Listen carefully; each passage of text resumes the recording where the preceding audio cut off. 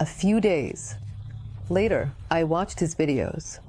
When you all went to your studio and to work, I was left alone.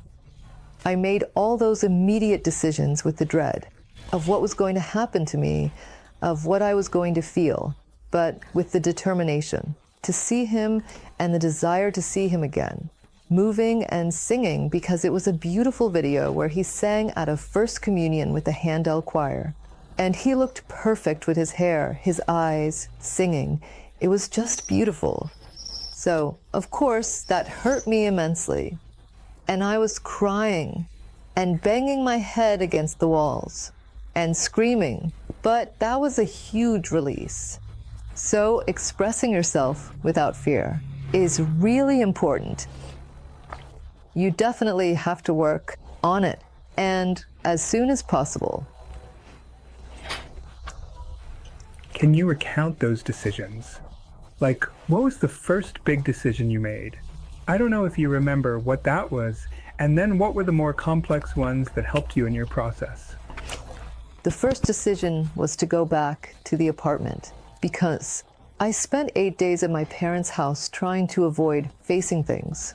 And there, in my mother's house, with all the love and care and pampering, I still had to confront the situation.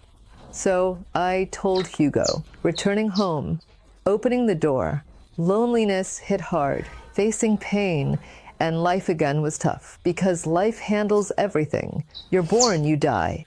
But I never thought death would come so soon. I thought I'd die, not him, but life decides. Entering the apartment, his music cassette suitcase was gone. His room closed. I didn't enter, didn't want to cry. I welcomed friends and took calls from dear ones. But that's not how it is. It's not what one wants, but life takes care of that.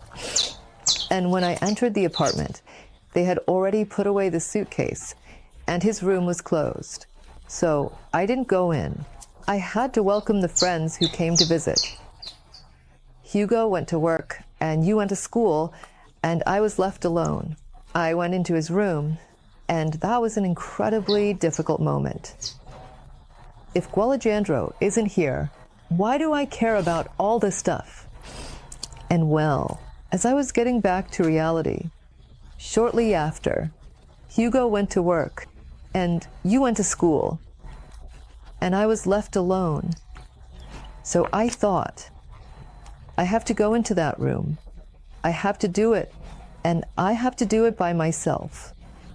I took advantage of being alone and went into his room where his pajamas were, still intact, smelling like him. His things were there, and that was an incredibly difficult moment, really hard to face. But I did it maybe out of a lot of anger, because I thought, if Gualajandro isn't here, why do I care about all this stuff? What I need is to have him here. What do I care? What I need is to have him here. What do I care? As for his clothes, yes, they were very dear and beautiful because they were his clothes. And I loved his clothes too, but I loved Gualajandro more. So what I wanted was to have him here. So that helped me.